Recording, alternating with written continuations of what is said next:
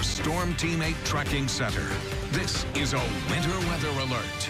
Good Wednesday morning, everyone. Glad you're here. I'm Donovan Long. Daybreak starts right now. Now we begin with a look outside. This is what conditions are looking like right now across our community. We know a lot of you are likely home this morning as crews treat the roads following the ice storm from yesterday, the heavy winds we saw, as well as the sleet. We do have team coverage focused on the aftermath of this storm. Terry and Sarah are tracking the storm's progress. Tom's got an eye on the roads.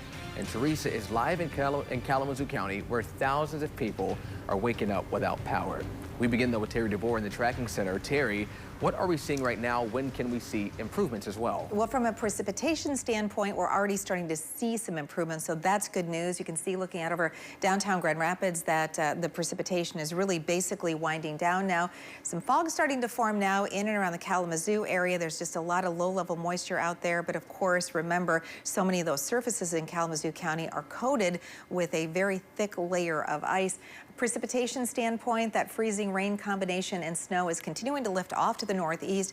Most of the warnings in our area have been discontinued, but still in areas to the north of Grand Rapids, that winter storm warning will continue for the next few hours anyway. This has been a big region-wide storm system, and the next impact to come our way, well, the next feature will be the low pressure center itself tracking right over the lower peninsula.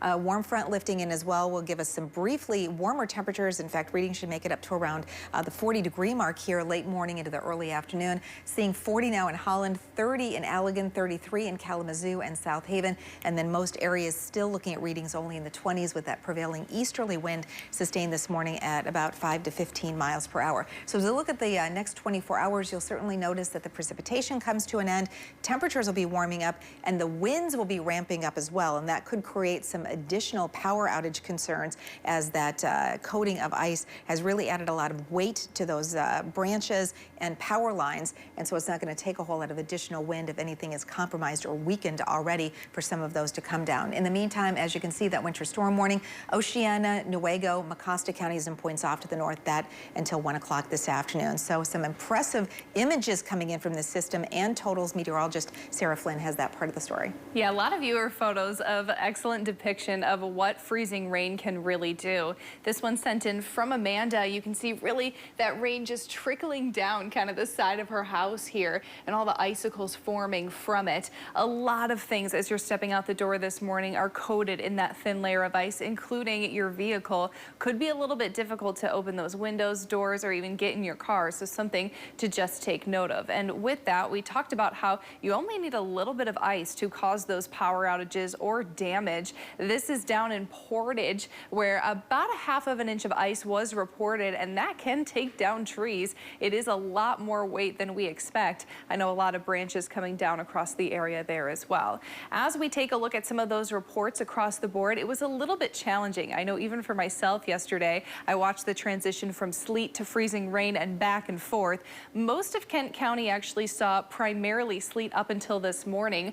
1.7 inches reported at Ada, 1.3 in Granville. Areas further to the south, again between I-96 and I-94, as well as towards the lakeshore, saw more of that freezing rain. As mentioned, about a half of an inch in Portage. Towards South Haven, just about a quarter of an inch. Now with that, I did mention, again, a good significant amount of damage can be caused, and we're kind of seeing that play out here this morning. Most areas came between about a quarter and a half of an inch, and that's where we're seeing those widespread power outages, again, down to the south near I-94, as well as some of that tree damage. But there were a handful of places that managed to get above that half of an inch, and those areas going to take a long time to treat, especially on those roads. Speaking of the roadways, Tom, how is our morning commute shaping out? Well, this is one of those days where the longer you can delay your departure, the better the road conditions will be.